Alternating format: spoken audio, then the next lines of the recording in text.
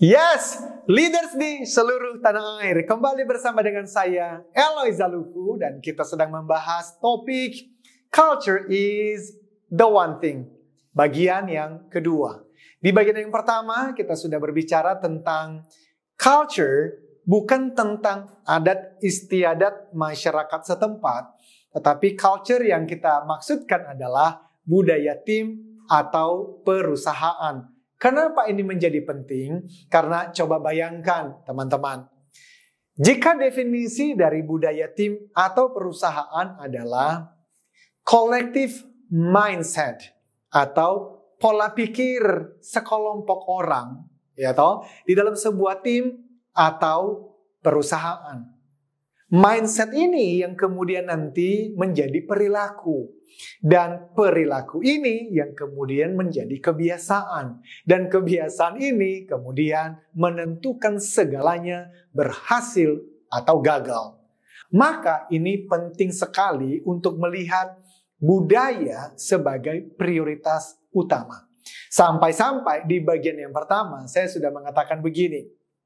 If you care enough about your personal success and happiness, jikalau Anda cukup peduli dengan kebahagiaan dan kesuksesan personal Anda, atau kesuksesan kebahagiaan keluarga Anda, kesuksesan kebahagiaan anggota tim Anda, kesuksesan dan juga tentu saja kebahagiaan dari konsumen, nasabah pelanggan Anda, termasuk pertumbuhan dan harmonisasinya di dalam perusahaan yang Anda dirikan atau pimpin, maka sudah seharusnya budaya tim atau perusahaan merupakan prioritas utama Anda.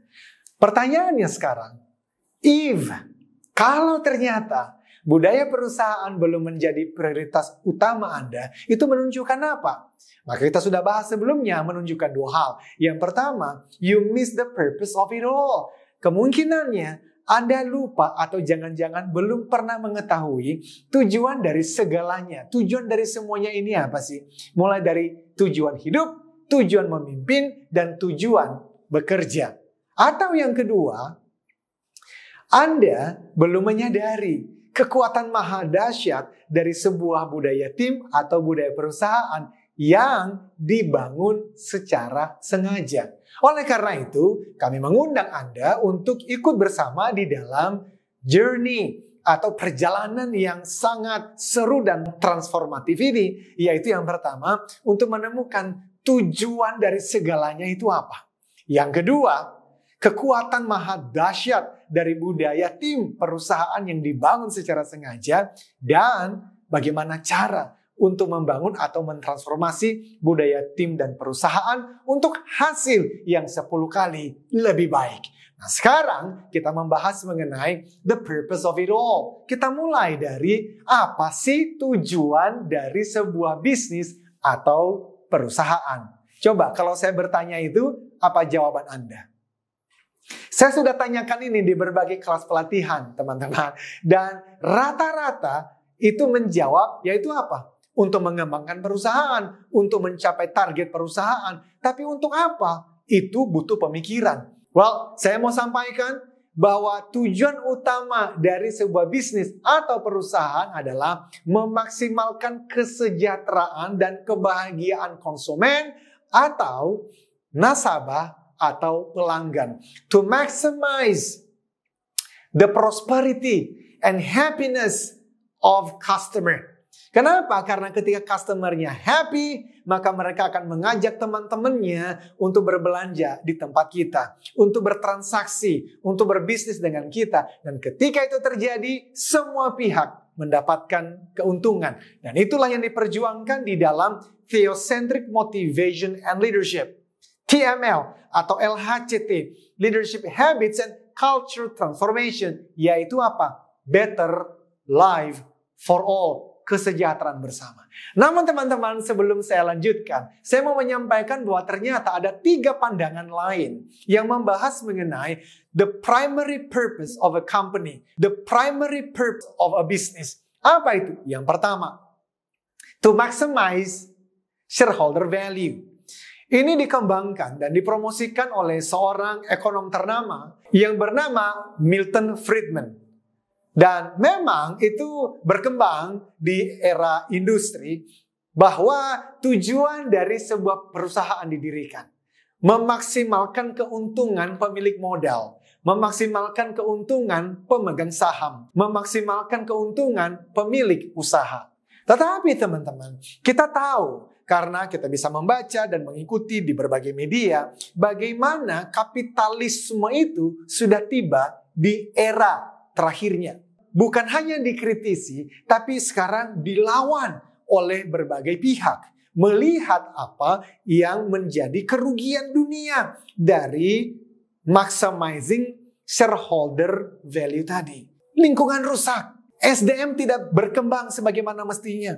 Why? Karena memang itu tidak menjadi prioritas utama mereka.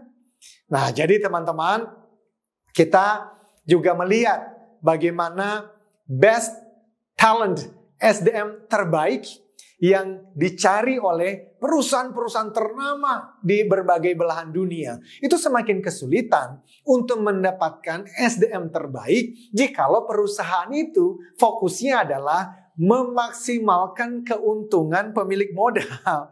Karena best talent tadi yang pengalamannya bagus, berpikirnya keren, mereka dari sekolah yang bagus, problem solving, decision making, kompetensi karakternya bagus, itu mereka sekarang sebagian besar milih-milih. Mereka nggak mau lagi bekerja di perusahaan yang hanya mengutamakan keuntungan bagi pemilik modal. No, mereka mau bekerja di perusahaan yang mission and purpose-nya better life for all.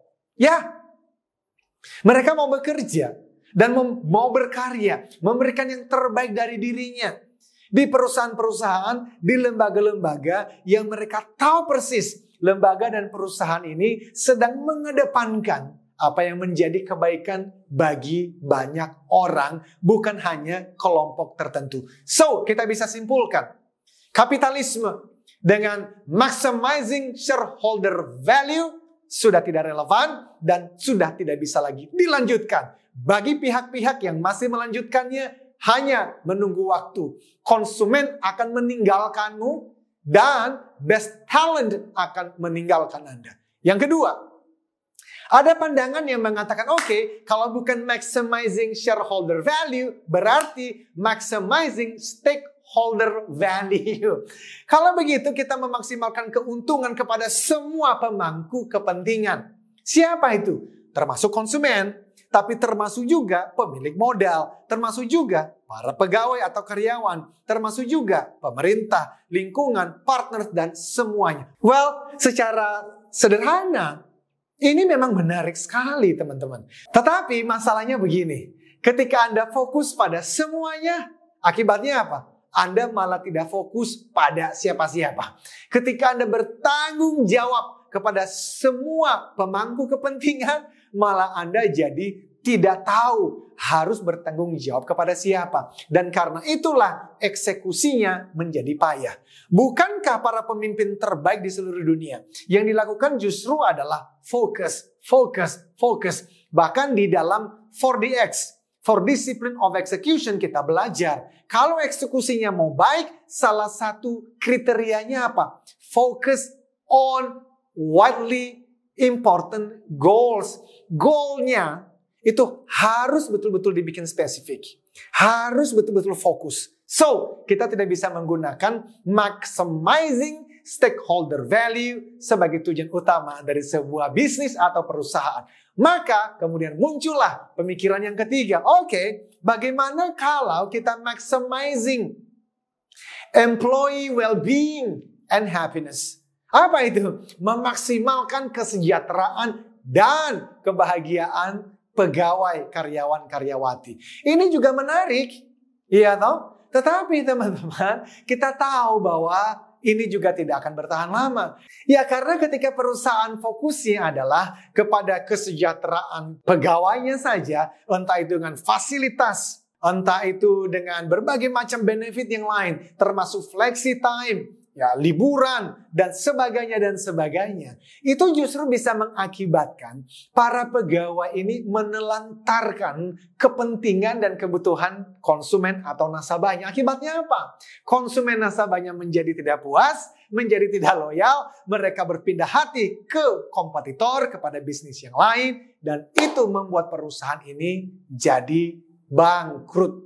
So, yang pertama, maximizing shareholder value sudah tidak bisa digunakan. Tidak lagi relevan di tengah perubahan bisnis, perubahan dunia saat ini. Maximizing stakeholder value tidak bisa dipakai. Karena ketika Anda bertanggung jawab kepada semua pihak, Anda justru tidak bertanggung jawab kepada siapapun. Yang ketiga, maximizing employees well-being and happiness juga tidak bisa dipakai. Karena ketika Anda fokus pada kesejahteraan pegawai, bahkan itu bisa menelantarkan dan merugikan konsumen, dan konsumen akan pergi ke tempat lain. Maka yang terbaik sebagai tujuan utama dari sebuah bisnis atau perusahaan adalah maximizing the prosperity and happiness of the customer. Memaksimalkan kesejahteraan, kepuasan, kebahagiaan dari konsumen, nasabah, dan pelanggan. Pertanyaannya sekarang, kenapa itu menjadi penting dalam hubungannya dengan culture is the one thing? Of course, kalau Bapak dan Ibu itu betul-betul mengembrace, merangkul tujuan dari bisnis dan organisasi, yaitu memberikan yang terbaik kepada konsumen, maka sekarang Ibu Bapak dan saya akhirnya sadar untuk bisa memberikan yang terbaik kepada konsumen, maka kita harus punya pegawai, anggota tim yang memang serving with heart. Melayani itu dengan hati. Bukan hanya melayani dengan pikiran, tapi melayani dengan hati. Pertanyaannya, bagaimana sih pegawai melayani dengan hati? Well, hatinya harus terlebih dahulu ditransformasi. Dan dia harus sadar bahwa perusahaan itu dipimpin oleh orang-orang yang memimpin dengan hati pula. You see, itulah terjadi transformasi di dalam perusahaan ini. Para pemilik, para pemimpin itu memimpin dengan hati. Para pegawai melayani, bekerja dengan hati. Dan dari mana datangnya memimpin, bekerja, melayani dengan hati ini? Inilah TML, Theocentric Motivation and Leadership, yang saya sudah tulis bukunya, kami sudah membuat video-videonya. Anda bisa mendengarkan video-video sebelumnya di mana saya misalnya berbicara mengenai purpose of life. Tujuan hidup itu apa sih? Kita nggak pernah meminta lahir. Kok lahir? Di tanggal tertentu, di bulan tertentu, dari papa mama tertentu, dan sekarang bekerja di tempat kita bekerja. Atau bersekolah di tempat kita bersekolah. What is the purpose of it all? Untuk apa semua ini? Well, sebaik-baiknya manusia harus memberikan manfaat kepada orang lain. Dan itu mengenai apa? Better life for all. Jadi Anda bisa lihat sekarang bahwa TML itu relevan di setiap detik, di setiap menit, di setiap jam kehidupan kita di marketplace. Yes, seseorang hanya bisa memimpin dengan hati, dan seseorang hanya bisa bekerja dan melayani konsumen dengan hati kalau hatinya terlebih dahulu ditransformasi. Dan hati yang ditransformasi itu bukan kerjaan manusia, teman-teman. Bukan. Tuhan yang mengerjakannya. Manusia bisa mengubah pikirannya, tetapi manusia tidak bisa mengubah hatinya. Itu adalah pekerjaan dari Tuhan yang Maha Kuasa, Tuhan yang Maha Esa. Dibersihkanlah hati ini menjadi jernih sehingga bisa bekerja. Sehingga ketika bangun pagi dia tahu, kerjaku adalah ibadahku. Kutunjukkan imanku melalui proses dan kualitas kerjaku. Kepada siapa? Baik customer internal maupun customer eksternalku. Nah, teman-teman, ketika customer kita happy, mereka akan membawa teman-temannya bertransaksi, berbisnis, berbelanja di tempat kita, dan disitulah semua pihak menjadi beruntung. Konsumennya happy, pemilik modal happy, pemimpin perusahaan happy, karyawan-karyawatinya happy, supplier semuanya happy, ekonomi bertumbuh, dan pemerintah mendapatkan pajaknya untuk kesejahteraan masyarakatnya. And that's what we want. Now, sebagai penutup dari pembicaraan kita ini, teman-teman, so, what is the purpose of a company? Customer. Saya sudah membahas ini di buku yang saya tulis tentang Sales Warrior using Rave Sales Principles, di mana saya berbicara mengenai customer centric selling. Dan untuk kemudian bisa memberikan yang terbaik kepada konsumen, tidak mungkin tidak, itu harus dijadikan budaya. Dan saya menyebutnya 10 excellence service culture. Culture, seperti tadi saya sudah sampaikan di awal, collective mindset and attitude. Itu adalah pola pikir sekelompok orang, sikap sekelompok orang di dalam sebuah tim dan perusahaan. Dan itu dibangun, yang mana fokus utamanya adalah memberikan yang terbaik kepada konsumen. Dan dengan demikian, leadership di dalam perusahaan ini akan juga menjadi 10 excellence. Para pegawai juga akan bekerja dengan 10 excellence, 10 kali lebih unggul daripada sebelumnya. Sekarang Anda sudah tahu the purpose of it all. Tujuan dari segalanya adalah kesejahteraan bersama. Sebaik-baiknya manusia harus memberikan manfaat kepada banyak orang. Dan itu hanya bisa dilakukan dengan hati yang sudah terlebih dahulu ditransformasi oleh Tuhan. Dan hati itu ditransformasi oleh Tuhan karena you know God is love. Tuhan itu adalah cinta. Dia bukan hanya punya cinta, tapi Dia adalah cinta. Sehingga apapun iman, agama, keyakinan Anda, ketika Anda mengenal Tuhan yang adalah kasih dan cinta, Anda sendiri juga akan hidup, akan bekerja, akan memimpin dengan kasih dan cinta, tanpa memandang suku, agama, tipe kepribadian, bahkan preferensi politiknya. So, kita ketemu di video berikutnya, di mana kita akan berbicara lebih jauh mengenai the massive power of a team or organizational culture. Kekuatan maha dahsyat dari budaya tim dan budaya perusahaan yang secara sengaja dibangun dan dikembangkan. Disitulah kita akan mendapatkan hasil yang 10 kali lebih baik. Until then, pastikan inspire people, develop leaders, and transform organizational culture. Sampai jumpa!